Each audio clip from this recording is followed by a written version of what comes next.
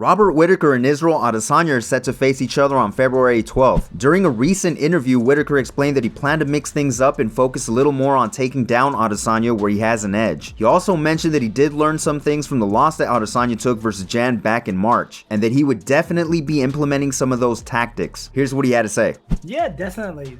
I would love to be able to get him on his back and to work on the ground. I've been obviously, it's no secret. Like the greatest advantage anyone would have with Izzy is on his back, where he can't use his long arms and long legs to hit you. It's no secret. Am I going to focus on just that? No, that's anybody's guess, because I can strike with the best of them as well. So if an opportunity presents itself, I guess my whole headspace is just utilize the tools and the opportunities that I'm giving in this fight. And that's I think that sums it up pretty well. If I see takedowns, I'll take them. If I see openings to strike, I'll take them. Keeping that defense nice and tight. It's more or less just a little less of what happened in the first fight. I've mentioned it before. I think Jan set a blueprint on how to beat him, but again, I don't have the same skill sets and tools Jan does. I don't have that Polish power nor that Polish head. Like he's a tough guy. Got to utilize what I have. Definitely, we saw that Izzy is much less dangerous off his back. Still dangerous, but less dangerous. So if I was a strategist, I'd be writing down all the points of which Jan utilized to take that win.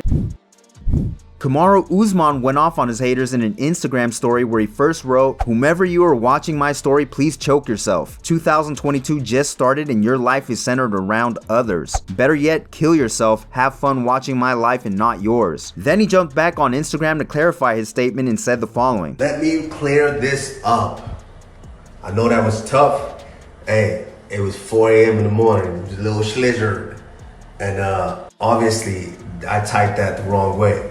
Let me rephrase this. For that hater, you know who you are. That particular hater, it's one of you or maybe two of you that keeps watching my story so you can have something to say to hate on. Choke yourself. This is me saying it now. Choke yourself. But for the rest of my fans, my actual fans, my real fans, I love you guys. I appreciate you guys. I always have and always will."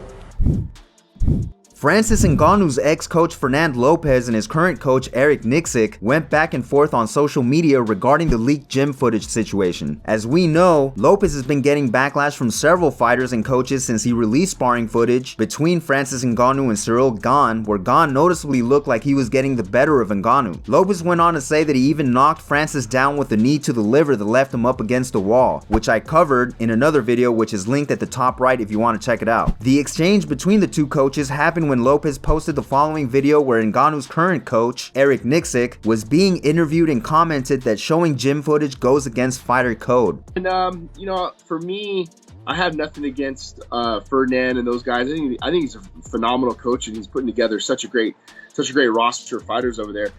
But when you leak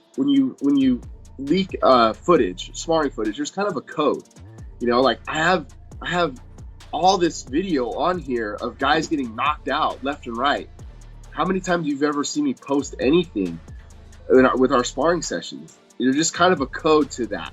So when you own the narrative, when you own the video, and you can post whatever you want, there's guys in here that have been knocked out cold, but I can make them look good and eliminate the knockout, or make their sparring sessions look whatever if I wanted to. Lopez then proceeded to show clips that Francis posted on his YouTube channel where he shows his most favorable moments of sparring versus Muay Thai fighter Santino Zurita and UFC heavyweight Blagoy Ivanov, which was what Lopez himself was being criticized for. So he tagged Coach Nicksick and said, "What happened to the MMA gym code? I guess Blagoy Ivanov and the young amateur Santino Zurita don't mind getting their ass whooped with millions of viewers, lol." Nicksick responded, "Wait, you're referring to content from Francis's YouTube channel and making the comparison of a coach releasing the footage? Don't forget to like, comment, and subscribe to Francis's YouTube channel, lol." Lopez fired back, "Oh, so you're affirmative that I leaked that video. You said sparring videos are only for coaches. Francis is filming in your gym and putting that on his YouTube channel is not a problem for you. My community manager publishing a video online 3 years ago is a problem. Wow." Nicksick responded, "All good, coach. The question was asked if I personally have ever released sparring footage. footage. I answered that question. It's Sunday and I'll be spending it with my kids. Going back and forth with you on social media only takes away from the two athletes that matter. Lopez responded, enjoy your Sunday, coach. Nothing else than respect. Nicksick then finished with, same to you, coach. I believe the narrative gets Rant to pin us against each other. I've said time and time again, I think you're a phenomenal coach and there's probably more to this story, sparring footage, than we know.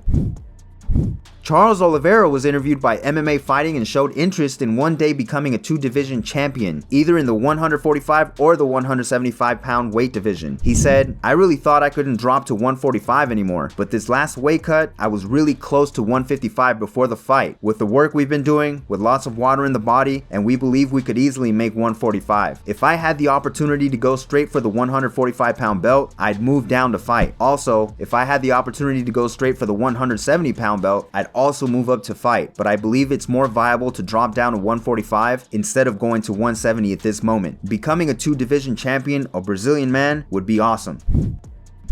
And finally, Bryce Mitchell went on a quick rant against people that hunt geese and don't pluck them. Check it out. I'm about to offend half of Arkansas and I don't give a damn, okay? I'd rather speak the truth than make friends. If you're shooting geese and you're shooting turkey and you're shooting duck and you're not plucking them and you're just breasting them out, you're a lazy pussy, and you might as well go vote for Joe Biden. Okay, I don't want to hear how you don't have enough time to go pluck them. You woke up at 3:30 in the morning and stayed out there till noon and was late till work shooting ducks and shooting geese, but you don't want to pluck them because you don't have the time. Yeah, you ever take a half shit and halfway wipe your ass because you don't got the time? No, you do the whole thing. Okay, and if you don't know what to do once you pluck it, go watch Martha Stewart on YouTube. She'll tell you what to do with it. You cook it up, you boil it, you make that broth, you pull that meat off the bone and make a gravy. Okay, and don't tell me you don't got freezer room because you got a $20,000 duck boat, you dumbass. You go buy another freezer. Okay, a deep freezer's up $150 at Walmart. So don't tell me I don't got no freezer room and I ain't got time. Y'all are lazy. As always, guys, if you liked the video, make sure to hit that like button for me. If you're new, subscribe and hit that notification bell to stay up to date. Thanks for watching.